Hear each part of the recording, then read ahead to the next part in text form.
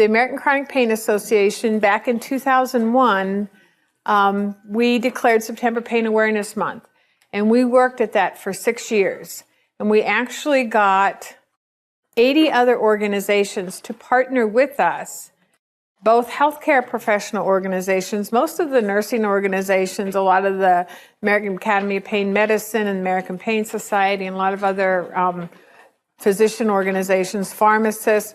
We got all of them on board. We got a lot of the consumer organizations, disease-specific, to partner with us to declare September Pain Awareness Month. And for 6 years, we drove that effort. And if you talk to anyone now in the pain community, they know that September is Pain Awareness Month. And I know that one of the things we ask our facilitators to do is to have some kind of special event in September. And I think they're going to be doing their potluck here. And that's what the blue sheet is. But it's really important. So where are your buttons? We love the little buttons. Sound Pain Management can brighten your world. It's nice, it's bright. They see the little smiley face on the world, and they'll ask you, what is that button for? And you can let them know that we really have to pay more attention to pain. And so this is one way to get people attention, is through a little button. So you all have one. If you want more, we also have them in Spanish, believe it or not. If you'd like more, let us know. So let's talk about some of the other tools that we have. All right, so we have, and I talked about the relaxation CDs that we have. That's what they look like. That's autogenic in general, and I think there's breath relief and pain, breath relaxation and pain relief is the other one. And so those CDs are available. And then the one little video clip that I showed you, and I'm going to be showing you another one as well, is on the pathways through pain, and these are based on our 10 steps. Unfortunately, we only have 2 done right now because that's all the funding we got so far. We're really based on getting funding. Money, the funding always goes into the projects we do, like here we are. So we really have to wait till we get the funding to do this. But these videos are excellent, and I know a lot of the groups will borrow them, show them in the group, and then return them. So those are some of the things we have. Here's the workbook that you got. And that's the number of things that are on it, the introduction, knowing yourself, learning to live with others, helping your body. And this is the form that I ask you to fill out. So if anyone did not put their name and address and their phone number, and I was before my pain began, if you can put your email there. And then I had, but obviously we changed this, I had to write down their facilitator guide if you wanted it, but now we have a separate form for that, so don't worry about that. We'll talk about if you want to become a facilitator, and we have another workbook to do that. We'll talk about that later.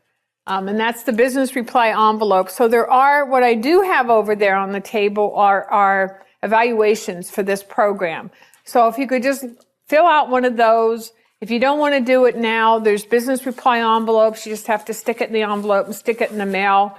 And you can fill those out to let us know how we did, because there may be something that I'm doing here that I didn't do enough of, or things that I did too much of. So we really need to hear from you how you felt about this presentation. That will help me to form the next one, shape the next one. So we really do take your comments seriously. This is another workbook that we use. It's called Staying Well, Managing Pain. And the thing about that is, remember I said I'm learning as I go on? And I really believe that everyone who completes a pain management program, a lot of people think, okay, now I got it, it's good, I'm just going to continue on with my life like I had before, and they don't pay attention to the things that they learned, and they don't stay involved. They don't keep driving their own car. They just sort of park it and just go on with life and not worry about all the things they learned. And I always say people who go through any kind of pain management program, at some point they may hit the wall. It's normal, it's natural, it happens to most people. And about 10 years after leaving the pain program, I hit the wall. That's what this book is all about. All the things that I really didn't think about. The things in the first chapter is, do I have to go back to the doctors? Because the whole time I was at the pain program, it was, don't talk about your pain, you're not a patient, blah, blah, blah. That was drilled into me so much that I became unrealistic about what I'm supposed to do. So while I kept driving my car and keeping my tires filled, I never paid attention to the other maintenance that needed to have done. So that was one of the chapters. There's a lot of other ones on more things like self-awareness. One of the really nice chapters in this book is on reassessing your skills. In other words, now you find yourself where you can't go back to the job that you had. How do you define, how do you begin to reassess your skills so that you may be able to get back out into the workforce. What is it that you need to do? That chapter I didn't write. It was written by one of our board members who is a human resource person, and this is what she does, is to help people redirect, change careers, get into another profession. So that is one of the chapters in here. There's one on families as well, though I will talk about families in a minute. So this is the family manual, and we have one specifically for family members. This one was really hard for me to write because I don't know what it's like to live with a person with pain. I know what it's like to live with pain. I can tell you all about that. But when it comes to the family member, I hadn't a clue. So in order for me to write that book, I had to talk to them. So I actually interviewed family members for 3 years before I wrote this to really understand what were their issues. And we knew they were having issues because we used to do retreats for our facilitators, and the spouses would come, and I would sit there and talk with them and think, they need help. And so after talking with all of these family members for 3 years, one thing occurred it was very interesting because I thought in every one of those interviews that I was talking to a person with pain. There was only one difference between the family member and the person with pain.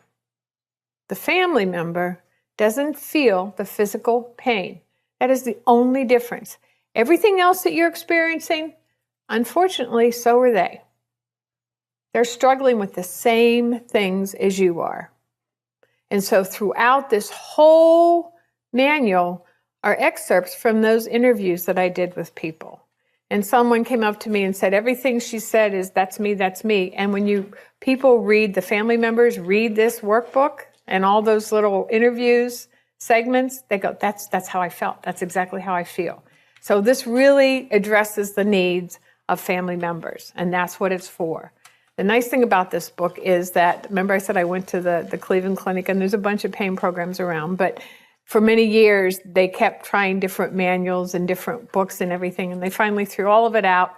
They exclusively use our workbook from patient to person now, but they love our family manual. It's the only thing out there like this at all. And we just sent 100 more of them to them. So, they really, really like our family manual.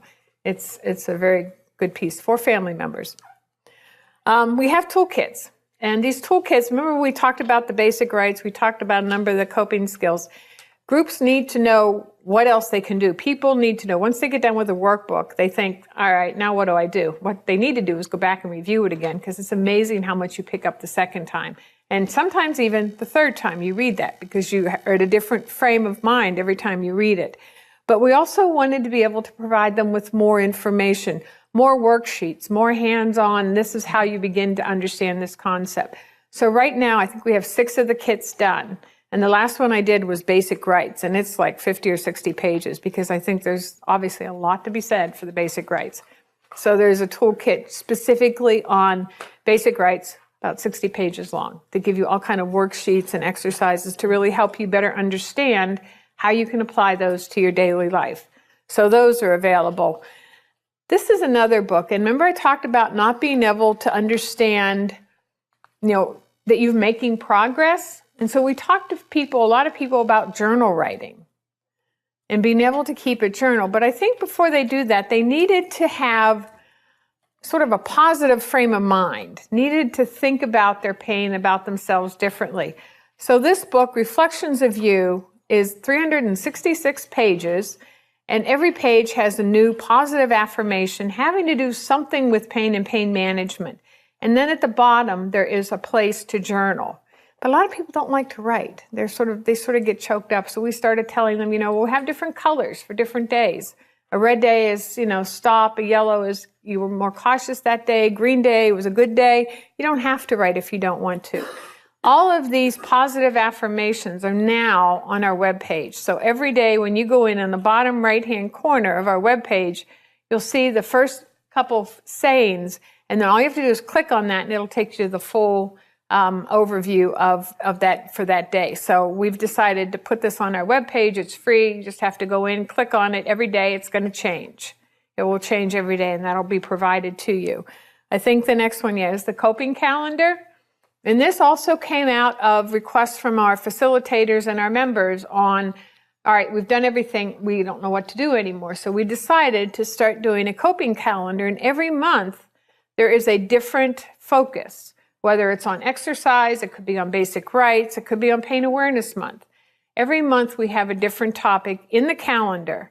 And then throughout that month, we will have little, either like for Pain Awareness Month, we'll have links to all of the different partners. So every time you can, whatever day that is, you can go in and maybe see what the American Academy of Pain Medicine has got as far as the research they've done.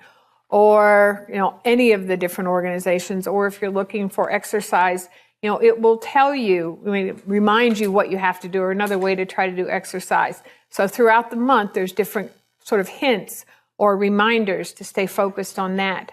This calendar is also on our webpage now. It's free. You can get the print version, but it's free on our webpage. You can just go in and look at it from month to month, and that's available to anyone as well. This is a book. This is the only one I don't write. This is a consumer guide to pain medication and treatment, and every year it is updated. So it literally, and one of our board members write it. He is a physician. He works at Stanford University. He writes this. He goes, every year it's reviewed, so we update it with the newest medications. This is also available on our webpage. It's free. It's really text heavy. There's a lot of writing. Even though it's for consumers, sometimes it depends on your reading level and the knowledge you have reading it. It's a little heavy, but we also have it reviewed by our professional advisory board and our board of directors before it ever goes into print. And then the online version continually gets updated as new things come up. We will update that. We don't update the print one because it costs too much to reprint them in the middle of the year. But we do have this on our webpage. But one of the things that we knew is that, again, people I know don't read all the time. They don't like to read, especially that kind of stuff. So we decided the best way to get the information to you would be through a video. So we now have segments of that book on our webpage in a video format. Interviews with people with pain, physicians, physician assistants, nurses, pharmacists, they're all in there. And all you have to go in, it's all chapter driven. That's sort of what it looks like there. And all you have to do is click on the piece. The ones that are sort of not bright are the ones that are not populated yet, that we didn't do the video for. And again, that depends on funding. So as we get the funding, we will continue to do more. But again, the print version is on our webpage. It's free if you want to print that out. Healthcare providers love this one. It's a really good overview for them. When we go to professional meetings, this one we don't take much anymore, but we take a print version of this because it's really popular. And they would rather have the hard copy than sitting online reading 60 or 70 pages.